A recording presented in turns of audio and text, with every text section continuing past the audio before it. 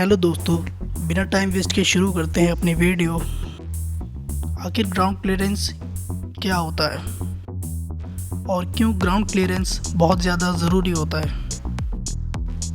और अगर होता है तो आखिर ये कितना होना चाहिए, हमारी गाड़ी में प्रॉपर ग्राउंड क्लियरेंस है कि नहीं। तो देखते हैं कैसे पता चलता है। जैसा कि आप इस कार को देख रहे हैं, देखते हैं ग्राउंड क्लियरेंस। तो ये पार्ट इसका ग्राउंड क्लियरेंस कहलाया जाता है। तो कार के आगे वाले और पीछे वाले पहिए की जो बीच की जगह होती है, आगे वाले और पीछे वाले पहिए की बीच की जगह जो होती है, उस जगह की जो ज़मीन से ऊंचाई होती है, उसको हम ग्राउंड क्लियरेंस कहते हैं।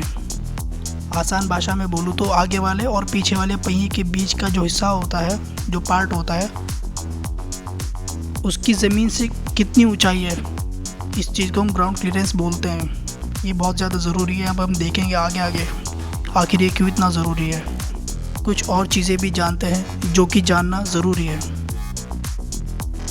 गाड़ी का जो सबसे आगे वाला हिस्सा रैंप पर चढ़ते हुए जो एंगल बनाता है, उस एंगल को कहते हैं अप्रोच एंगल। उसके बाद फिर गाड़ी का ग्राउंड क्लियरेंस वाला हिस्सा आता है। ग्राउंड क्लियरेंस वाले हिस्से को हम कहते हैं रैंप ब्रेक ओवर एंगल। तो ग्राउंड क्लियरेंस वाले हिस्से को हम बोलते हैं रैंप ब्रेक ओवर एंगल। फिर आता है तीसरा पार्ट, जिसको हम बोलते हैं डिपार्चर एंगल। ये वो एंगल होता है जब गाड़ी स्लोप पर से उतरते हुए जो एंगल बनाती है, उसको हम बोलते हैं डिपार्चर एंगल। ये तीनों एंगल बहुत ज़्यादा ज़रूरी होते हैं। तो जब भी गाड़ी लें या पुरानी, तो एटलीस्ट ग्राउंड क्लियरेंस अच्छे से अच्छा लें। अब सवाल ये आता है कि कौन सी कार खरीदें और किस तरह से डिसाइड करके कौन सी कार लें।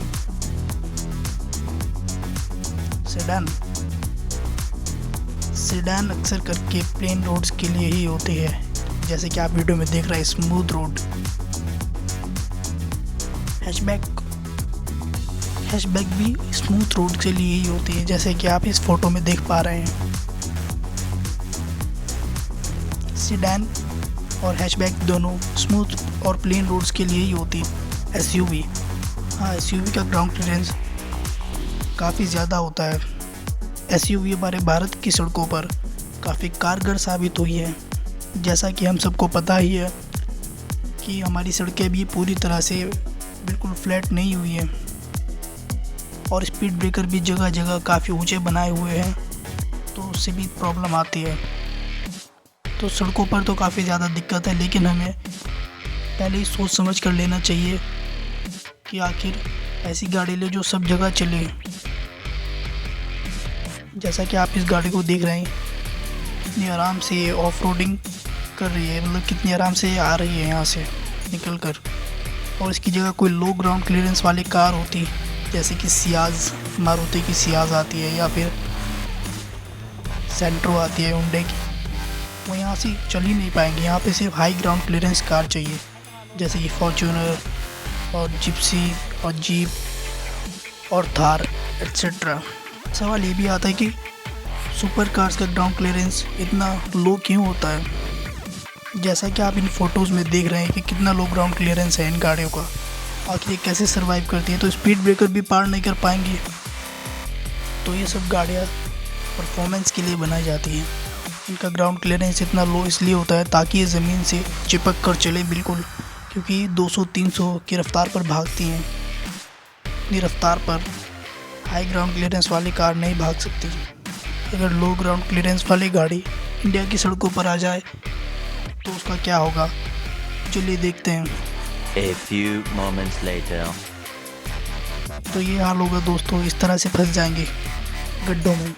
तो इंडिया के अंदर मिनिमम कितना ग्राउंड क्लियरेंस होना चाहिए हमारी गाड़ी का, चलिए देखते हैं। Most preferred ground clearance in India is at least 180 mm। तो दोस्तों 180 mm का ग्राउंड क्लियरेंस कम से कम होना ही चाहिए। या तो 180 mm का ग्राउंड क्लियरेंस होना चाहिए, या फिर उससे ज़्यादा जितना भी हो बहुत अच्छा है। अब सवाल ये आता है कि कौन कौन सी गाड़ियों में 180 mm का ग्राउंड क्लियरेंस आता है या उससे ज़्यादा का ग्राउंड क्लियरेंस आता है। तो हमारी गाड़ी एटलीस्ट इन गड्ढों में से तो निकल ही जाए। अगर लो ग्राउंड क्लियरेंस होगा तो हमारी कार इन गड्ढों में से भी नहीं निकल पाएगी। तो कौन सी गाड़ी खरीदें जिनका ग्राउंड क्लियरेंस अच्छा है? तो ये मैंने पूरी लिस्ट तैयार की है। सबसे पहले मैंने वो गाड़ी लिखी है जिसका ग्राउंड क्लियरेंस सबसे ज़्यादा है, के बाद उससे कम, फिर उसके बाद उससे कम, कि मैंने हाईएस्ट टू लोवेस्ट की तरफ लिखा है। तो दोस्तों आप स्क्रीनशॉट ले सकते हैं इस लिस्ट का, और इसके बाद भी एक लिस्ट और है, उसका भी आप स्क्रीनशॉट ज़रूर लें। ज़्यादा ग्राउंड क्लियरेंस जो है इंडिया के अंदर महिंद्रा एल्टुरस G4 का है। 244 mm का इसका ग्राउंड क्लियरेंस है। के बाद महिंद्रा थार, ये बहुत ही ज़्यादा फेमस कार, कोई शख्स नहीं है जो इस कार के बारे में न जानता हो, महिंद्रा थार। फॉर्च्यूनर आती है, ये भी बहुत ज़्यादा पॉपुलर कार है। इसूज़ू मर्क्स, किया सोनेट, टाटा नेक्सॉन, काफ़ी ज़्यादा बिकने वाली गाड़ी है टाटा नेक्सॉन। इन सभी गाड़ियों का ग्राउंड क्लियरेंस बहुत अच्छा है। इनमें से आप कोई भी ले सकते हैं, कोई भी गाड़ी आप ले सकते हैं, बहुत अच्छा ग्राउंड क्लियरेंस ये गाड़ी प्रोवाइड करा रही है। Harrier, Kiger, jeep XUV 300, Vitara Brezza, MG Hector, Hyundai venue, Hyundai Creta, किया की सेल्टोस, इनका ग्राउंड क्लियरेंस बहुत अच्छा है। 190 mm का इसका ग्राउंड क्लियरेंस है। सुजुकी अर्टिगा का 180 mm का ग्राउंड क्लियरेंस है। इस वाली लिस्ट में सब 180 mm की गाड़ियाँ हैं या उसके आसपास की गाड़ियाँ हैं। 180 mm और उसके आसपास की Maruti Suzuki Ertiga, XL6, S-Cross, Renault Triber, Renault Kwid, Maruti Suzuki S-Presso. तो ये सब गाड़ियाँ हैं जो आप ले सकते हैं, लेकिन 180 mm से नीचे प्लीज़ गाड़ी ना लें। लो ग्राउंड क्लियरेंस वाली गाड़ी पानी के अंदर से भी नहीं निकल पाएगी, सिर्फ वो स्मूथ रोड पर ही चलेगी, जैसे कि ये रोड है, ये रोड है। इसी तरह ये कोई भी गाड़ी आप लेंगे, चाहे हाई ग्राउंड क्लियरेंस हो या लो ग्राउंड क्लियरेंस हो, इसी तरह वो स्मूथली चलेगी। लेकिन सिर्फ प्लेन रोड पर जहाँ ऊंचा स्पीड ब्रेकर आएगा या गड्ढा आएगा तो वहाँ पर वो गाड़ी आपकी फेल हो जाएगी। तो एटलीस्ट 180 mm का ग्राउंड क्लियरेंस होना ही चाहिए गाड़ी के अंदर। देखिए, हाई ग्राउंड क्लियरेंस की कार आप कहीं पर भी ले जा सकते हैं, प्लेन रोड पर भी और ऑफ रोडिंग में भी ये काम आएगी। यहीं पर इमेजिन कीजिए कोई लो ग्राउंड क्लियरेंस कार होती, जैसे कि सेलेरियो, वर्ना, इग्निस, एट्सेट्रा, वो यहीं पर फंस जाती, निकल ना पाती। देखिए कितनी आसानी से निकल कर चली गई। तो खैर हमें बहुत ज़्यादा ऑफ रोडिंग नहीं करनी, तो एटलीस्ट 180 mm तो लेना ही चाहिए। फिर भी दोस्तों मैं वीडियो के शुरू में टाइम वेस्ट नहीं करता हूँ, लॉन्ग इंट्रो में टाइम बिल्कुल बर्बाद नहीं करता हूँ, डायरेक्ट और इमीडिएट वीडियो स्टार्ट कर देता हूँ। So please do like, subscribe and also press the bell icon. Thank you.